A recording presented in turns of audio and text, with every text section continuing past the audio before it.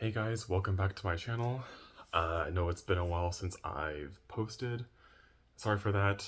Just life keeps getting in the way. It's not nothing bad recently though. Nothing bad at all. I just been busy with work and spending time with my boyfriend and friends and family. And then so it's really hard to keep a balance of all that plus doing this plus my job too. So you know, that's just how it goes sometimes, especially for someone like me who is, not even remotely a big YouTuber.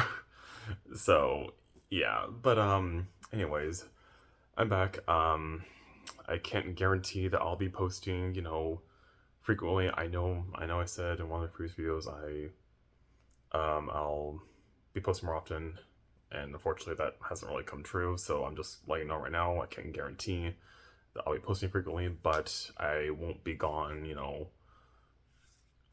I will not be gone forever. Okay, so just please bear with my weird schedule. Okay, now let's get to the point of the video. So as the title says, um, I found out recently that I was, due to YouTube's weird guidelines and terms, I'm gonna just say SA in case they flag this video or it gets removed or whatever. So for those who don't know what the abbreviation SA means, please just look it up on Google or just YouTube itself. You will find out what SA means. But like the title says, I realized I was SA'd back when I was a teenager. So for those who saw my previous video about me being SA'd, that happened 3 years ago, right after I broke up with my uh, previous boyfriend. And the whole story's right there. I'll link it in the video description below. But this experience is one that I experienced when I was in middle school. I think it was 8th grade specifically. And so I know the title sounds kind of weird, but that's because when it happened, I didn't realize it was actually SA until literally very recently. And it was just when I realized when this experience happened to me that it was SA. It was like, whoa, this happened years ago, and I'm just now realizing what they did me, what happened to me was SA. Like it was so weird. Um so I'll give you the story. So like I said, this happened in 8th grade. Um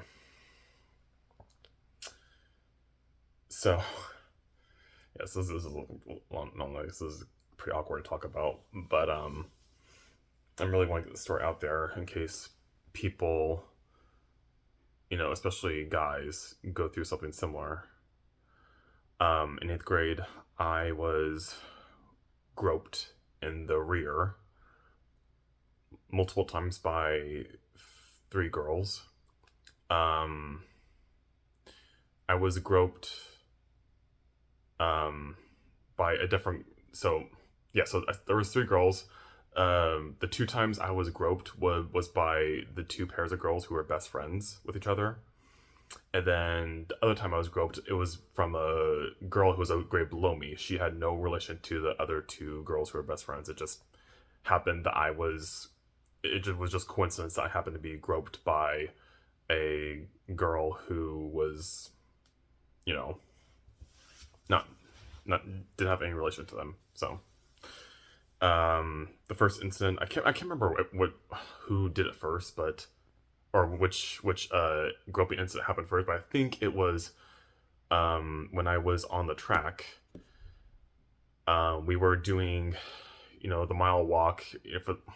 For those who have done PE, of course, you know what I'm talking about. It's done mile run walk on the dirt track, whatever you want to call it.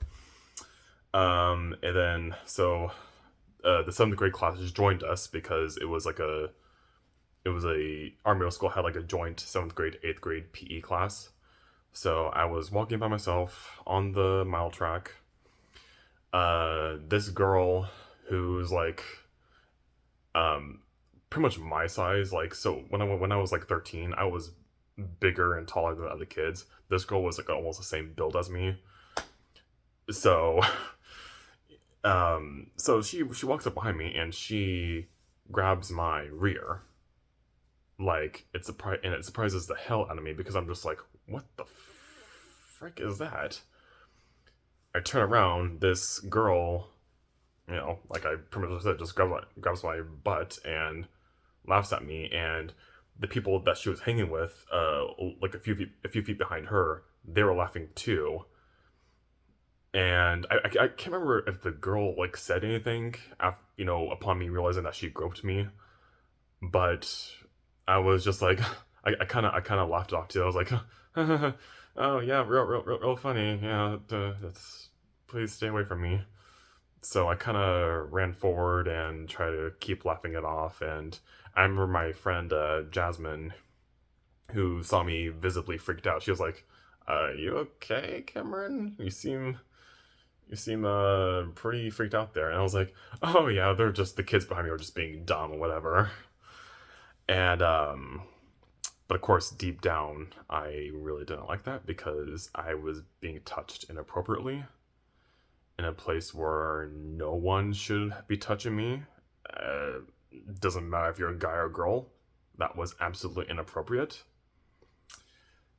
And so that filled me with a lot of anxiety and anger because I remember thinking to myself, oh my god, why is this girl touching me in a place where no one should be touched? At that age especially. And what pissed me off more was that she tried to do it again. I think either the same day or the next day, because I remember when I was walking home, and I was walking home by myself, and she was with her 7th grade friends. She saw me, and I think I overheard her talking about me because I was only like a few feet in front of her. She crosses the street to come over to me, so I expect her to try to do it again. And I see her, I see that, and my anxiety flares up again, and I start yelling at her. I don't remember what I specifically said to her, but I remember yelling at her. And when she like gets really close to me, I took off my jacket and kind of flung it at her. I did not actually hit her, but I was like inches away from hitting her because I'm just like, no, no, no, no, you're not touching me again. Like, stay the hell away from me. And so yeah, like I said, my sweater almost hits the girl in the face, and she's like, "Whoa, okay, dickwad." And I'm just like, then I yell something else at her. Like I said, I don't remember what it was. This is like, I'm 20. I just turned 28. This was like 15 years ago, and so I just storm off in the distance. And I know some people are gonna watch this and thinking like, "Oh, Cameron, you shouldn't be doing that to a girl," you know, especially a teenage girl, because teenagers do stupid crap all the time. And I mean, generally I would agree with that, but in this case, I'm sorry. Like, I was violated. You know, I was also a dumb teenager myself. I didn't know how to handle my emotions. I'm not saying what I did was right, but neither what she did was right. So, yeah, that situation just it was it was messed up all around, and I knew it was messed up. But the thing is, I did not label that incident as SA until very recently, and I'll get into why I didn't realize it until very recently later on in the video, because I want to go over the next incidents now. So, the next incidents happened at my apartment complex. I'm pretty sure I was still in the same grade. These two girls who were best friends with each other, and I remember their names. They were Jennifer and Sarah. They were a grade above me, and I kind of was familiar with them because they went to my elementary school, and I very clearly remember seeing them, here and there. So,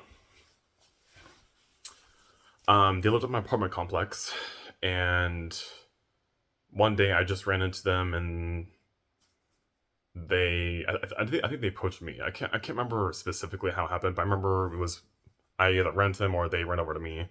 They talked to me. They liked how girly my voice sounded, because this is, before obviously they knew I was gay, but this is before I knew. Well, I mean, this is before I came out as gay. But anyways, um, yeah, I was walking somewhere, but they just kept bugging me and walking with me, and I'm just like getting a little bit uncomfortable because I'm just like, okay, I don't really know why you keep following me. Anyways, sorry, I could feel my body like heat up from remembering this. Um, anyways, they were talking and laughing at me because they're just being hella weird.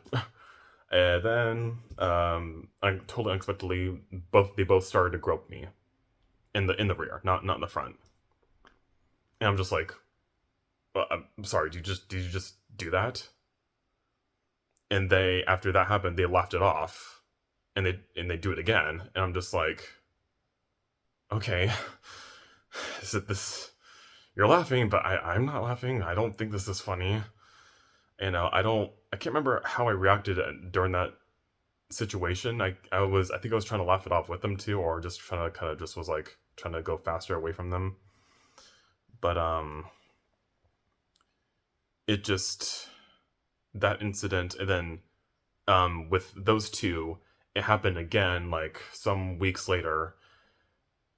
I remember it specifically. I was in front of my apartment. I was walking, I think, from work to my apartment, or to my apartment with my mom and brother. I was walking to the apartment, and I see them again. They try to, they're all giggly, try to chit chat with me, and I try to chit chat with them too, because I'm just like, I was too I was too nice not to, tell them to screw off, because that's just how it was back then. Um, and they grope me again, thinking that it's funny because they're giggling afterwards, and I'm just like, yeah, that's real funny, yeah. And I want to say it happened one last time after that, I think, but it was only with the girl Jennifer. I'm yeah, I remember now. Yeah, it was just with the girl Jennifer. Her friend Sarah was not there. A different girl was with her during this final incident. The girl didn't do anything. She was just there while Jennifer was talking to me, and Jennifer did it again, groped me again. I'm just like, please, don't touch me there.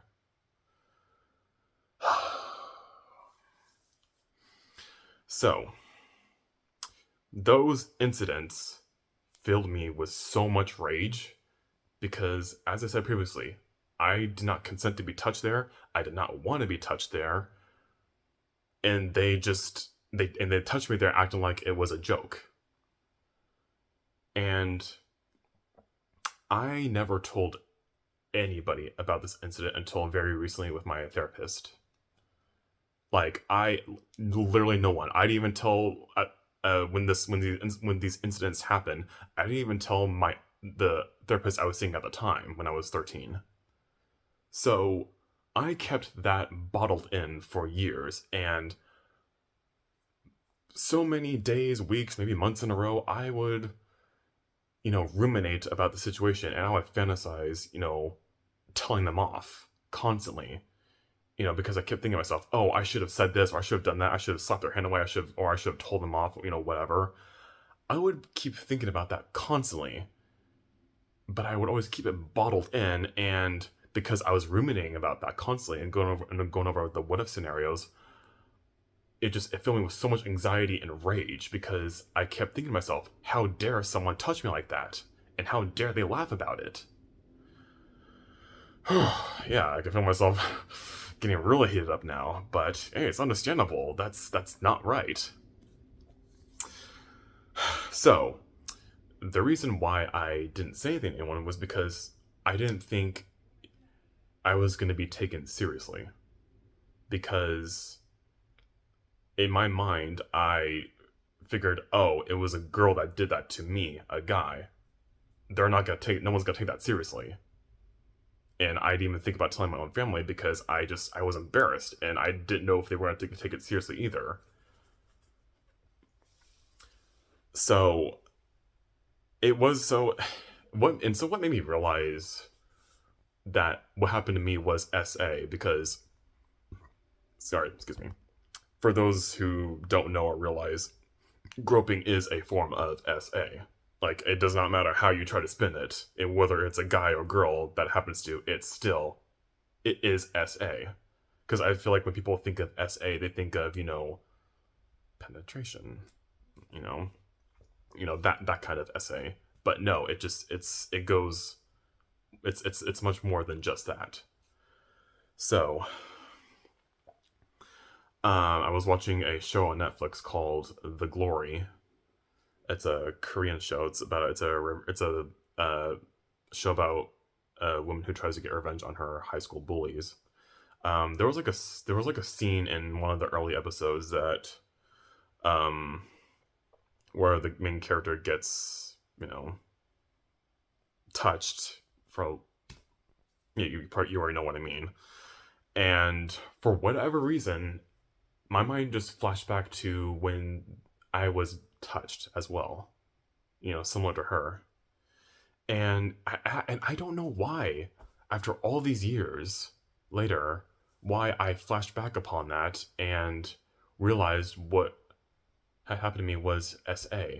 It's so weird because I've seen shows and movies, similar to what happened to her before, but I never like had that realization in flashing back to those incidents. It was so weird. I guess that's just kind of how trauma works, I guess. I'm not sure, but yeah. So when I saw the scenes and I flashed back to those incidents, I get emotional. I come close to crying because I'm just like, oh my god, same thing. It's a very similar thing happened to me when I was a teenager, and I told my boyfriend this, and then I told my therapist this, and basically my therapist tells me, yeah, what happened to you was SA. You were groped, Cameron. You did not consent to be touched like that. And it was just and like I said, the first person that I told about the experience was my boyfriend, and then immediately after that my therapist. So for about 15 years I kept that bottled in, and it did feel a little bit good releasing it out there. But man, it is so strange to, years down the road you look back and realize, whoa, hold on, this was actually way more messed up than how I originally thought it was. And there's a lot more awareness on, um what would be the right word for, like, I guess, justice for men when it comes to being SA'd and stuff related to that. Back then when I was 13, so 2008, 2009, there was very little, information and awareness about, justice for men, about stuff like that. So, I get why I didn't say anything, because I knew I would not be taken seriously, at least outside my family.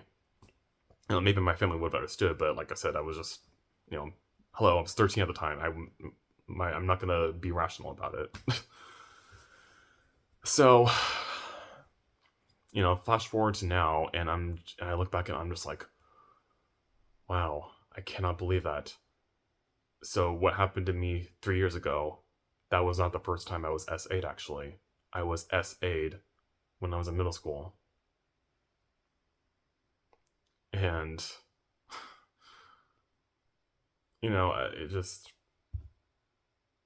it's horrifying, thinking about that. And realizing, oh my god, people like that exist in this world. yeah, so yeah, for anyone out there who's been touched inappropriately, guy or girl, doesn't matter which part of the body,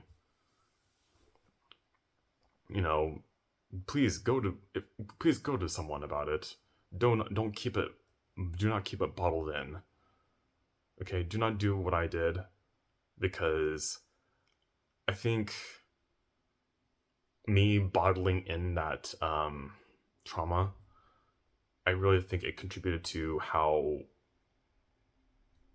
I wouldn't say horrible, but I think it really did contribute to how messed up I was as a teenager, because I know I said before I was too nice of a kid, but I was also very, very moody as well. Like, I would say I was moodier than your average teenager.